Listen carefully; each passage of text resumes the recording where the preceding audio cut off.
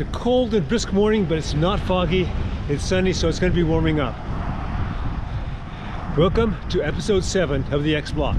In episode 6, I left it where I had 107 miles to go to reach my 9,000 mile goal for the year. So, and I had one day to do it. Well, after that ride on episode 6, I went to bed early, got up, went to bed at the regular time again, and then slept a lot of the following day.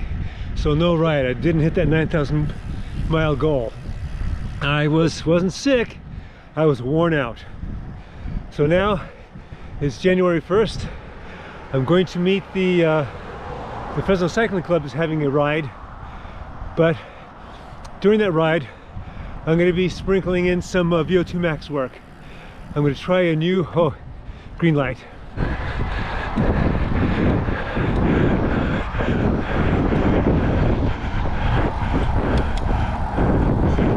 I use the VC Adventures, stick the GoPro in your mouth and ride. So for the VO2 max, rather than do 4x4, my regular 4x4 session that I'll start up again, which I'm doing for this block, I'm going to do a couple now and do a couple when I come in. The purpose of that is to increase my end of race strength. Oh, that hurt. That was number 1.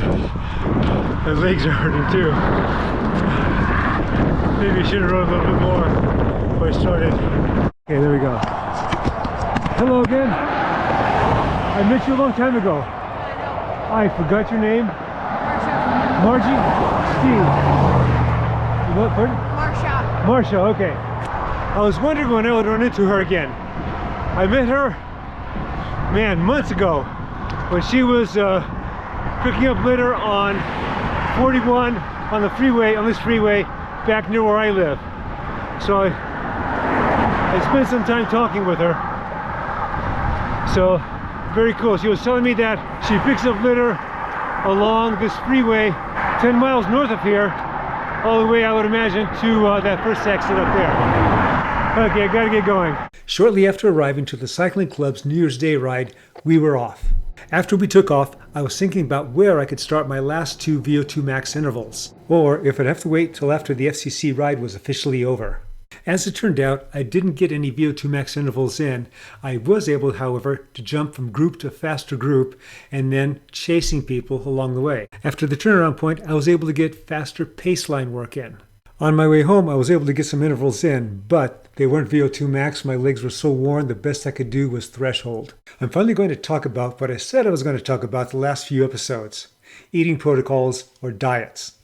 Which is the best one? Basically, it's whatever effectively works for you. I look at diets as needing 2 criteria. First, energy balance. Are you eating more than what you're using? The last thing that you want to have happen is the development of visceral fat. And the second is providing all the nutrients that you need. Not only the macronutrients, but the micronutrients as well. I don't know enough about the keto diet to comment on it. All I really know about it is that the predominant macronutrient is fat. I've never been motivated to try that diet. Now, I do know a little bit about the vegan diet. If someone came up to me and told me that they were considering starting the vegan diet and what I thought about it, I would ask them the following question: are you considering starting it for health reasons or for ethical reasons? If the answer was solely health reasons, I would steer them away from that diet and more toward what I'm doing: non or minimally processed foods and predominantly plant-based. If the answer included ethical reasons, I would encourage them to do lots of research, not only in the combination of foods, but also how to prepare the foods. Reason being that obviously in the vegan diet, you're eliminating large food groups such as beef, chicken, fish, and related animal products. It's not that you can't compensate for the loss of that food group. There are many examples of IFBB pros who are vegan.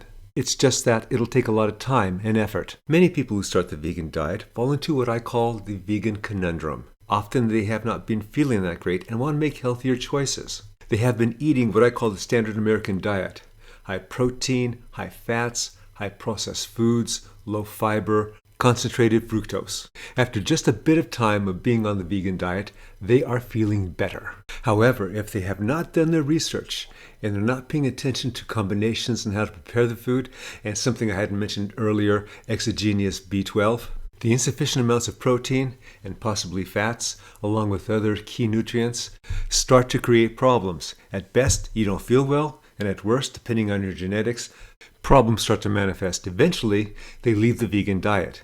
Keep in mind that carbohydrates, which is abundant in the vegan diet, is an energy source, and it's also a toxin, but that's a video subject for another time. Fats is also an energy source, but it's also involved in structure, myelin sheaths and cell walls. Protein is predominantly for structure, such as muscles and bones. If you are considering to start the vegan diet, I encourage lots of research. Holy moly, that was brisk. So cool. Quite the way to wake up. Yeah, we are at the Lost Lake rest stop. Okay, that was brisk, definitely brisk.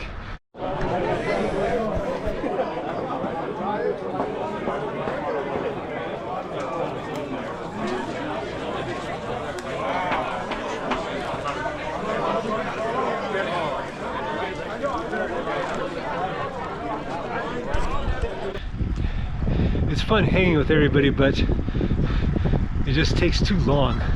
So I'm gonna go off and do my own thing. Even though I didn't get that 9,000 miles, that holiday block was a good block. I was very surprised and pleasantly surprised to get that second high intensity day in with that second set of Swift races. My first race is in about 6 weeks.